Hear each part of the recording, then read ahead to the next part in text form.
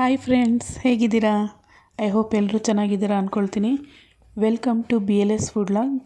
ಇವತ್ತು ಬೆಳಿಗ್ಗೆ ತಿಂಡಿ ಟೈಮ್ಗೆ ಯಾವ ರೆಸಿಪಿ ಮಾಡಿದೆ, ಅದು ಹೇಗಿದೆ ಅಂತ, ಯಾವ ರೀತಿ ಮಾಡೋದು ಅಂತಲೂ ನೋಡ್ಕೊಳ್ಳೋಣ ಬನ್ನಿ.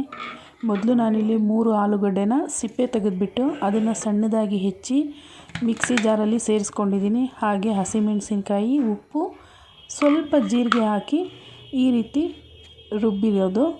ಇದರಲ್ಲಿ 2 ಕಪ್ನಷ್ಟು ಚಿರೋಟಿ ರವೆನ ತೊಗೊಂಡಿದ್ದೀನಿ. ನೀವು ಮಾಮೂಲಿ ಉಪ್ಪಿಟ್ಟು ರವೆನೂ ಬೇಕಾದರೂ ಸೇರಿಸ್ಬೋದು. 2 ಕಪ್ನಷ್ಟು ಸೇರಿಸ್ಕೊಂಡಿದ್ದೀನಿ. ಸ್ವಲ್ಪ ನೀರನ್ನು ಹಾಕಿ ರುಬ್ಬಿ ಮತ್ತು ಇನ್ನೂ ಸ್ವಲ್ಪ ನೀರನ್ನು ಸೇರಿಸ್ಬಿಟ್ಟು ಇದನ್ನು ನೈಸಾಗಿ ರುಬ್ಬಬೇಕು. ನಾವು ದೋಸೆಗೆ ಹಿಟ್ಟನ್ನು ರುಬ್ತೀವಲ್ಲ, ಸೇಮ್ ಅದೇ ರೀತಿ ರುಬ್ಬಬೇಕು. ನೋಡಿ, ಈ ರೀತಿ ಬಂದಿದೆ. ಇದನ್ನು ರುಬ್ಬಿದ್ದಾದಮೇಲೆ ಒಂದು ಬೌಲಲ್ಲಿ ತೊಗೊಳ್ತಾ ಇದ್ದೀನಿ. ಹಾಗೆ ನಾವು ರವೆನ ತೊಗೊಂಡಿದ್ವಲ್ಲ, ಅದೇ ಕಪ್ ಅಳತೆಯಲ್ಲಿ 1 ಕಪ್ನಷ್ಟು ಅಕ್ಕಿ ಹಿಟ್ಟು, ಹಾಗೆ ರುಚಿಗೆ ತಕ್ಕಷ್ಟು ಉಪ್ಪನ್ನು ಸೇರಿಸ್ಕೊಂಡಿದ್ದೀನಿ. ನಾನು ಆಗಲೇ ಆಲೂಗಡ್ಡೆನ ಮಿಕ್ಸಿಲಿ ಮಾಡುವಾಗ ಅದಕ್ಕೆ ಬೇಕಾಗುವಷ್ಟು ಮಾತ್ರ ಉಪ್ಪನ್ನು ಸೇರಿಸಿದ್ದೆ. ಸೊ ಅದಕ್ಕೋಸ್ಕರ ಈಗ ಇದಕ್ಕೆ ಬೇಕಾಗುವಷ್ಟು ಉಪ್ಪನ್ನು ಸೇರಿಸಿದ್ದೀನಿ. ಹಾಗೆ ನೀರನ್ನು ಸೇರಿಸಿ ಗಂಟಿಲ್ಲದೆ ಇರೋ ಥರ ಇದನ್ನು ಚೆನ್ನಾಗಿ ಕಲಿಸ್ಬಿಟ್ಟು 3 ರಿಂದ 4 ಈರುಳ್ಳಿ, ನಿಮಗೆ ಎಷ್ಟು ಬೇಕೋ ಅಷ್ಟು ನೋಡಿ ತೊಗೊಳ್ಳಿ, ಸಣ್ಣದಾಗಿ ಹೆಚ್ಚಿಟ್ಟಿರೋದು. ಹಾಗೆ 2 ಕ್ಯಾರೆಟ್ನ ತುರಿದಿದ್ದೀನಿ. ಹಾಗೆ ಸ್ವಲ್ಪ ಕೊತ್ತಂಬರಿ ಸೊಪ್ಪು ಸಣ್ಣದಾಗಿ ಹೆಚ್ಚಿ ಸೇರಿಸಿದ್ದೀನಿ. ಮತ್ತು ಇದು ಸ್ವಲ್ಪ ಗಟ್ಟಿ ಇರೋದು ನೋಡಿ ಮತ್ತೆ ನೀರನ್ನು ಸೇರಿಸ್ತಾ ಇದ್ದೀನಿ.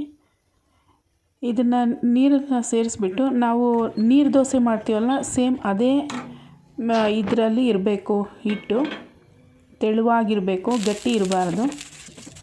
ಈಗ ತವಾ ಹೀಟ್ ಆಗೋದಕ್ಕೆ ಇಟ್ಬಿಟ್ಟು ಅದು ಹೀಟ್ ಆದಮೇಲೆ ಈ ರೀತಿ ದೋಸೆ ಮಾಡೋದು ಸೂಪರಾಗಿರುತ್ತೆ.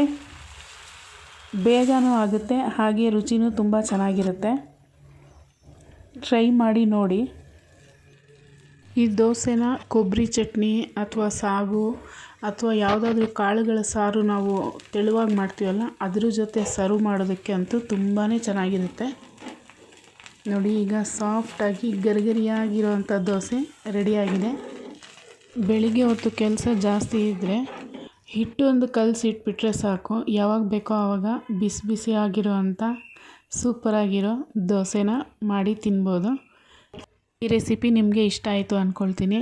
ಟ್ರೈ ಮಾಡಿ ಹೇಗಿತ್ತು ಅಂತ ಕಮೆಂಟ್ ಮಾಡಿ. ಹಾಗೆ BLS ಫುಡ್ ಲಾಗ್ನ ಸಬ್ಸ್ಕ್ರೈಬ್ ಮಾಡಿ, ಲೈಕ್ ಮಾಡಿ, ಶೇರ್ ಮಾಡಿ. Thank you for watching. Bye.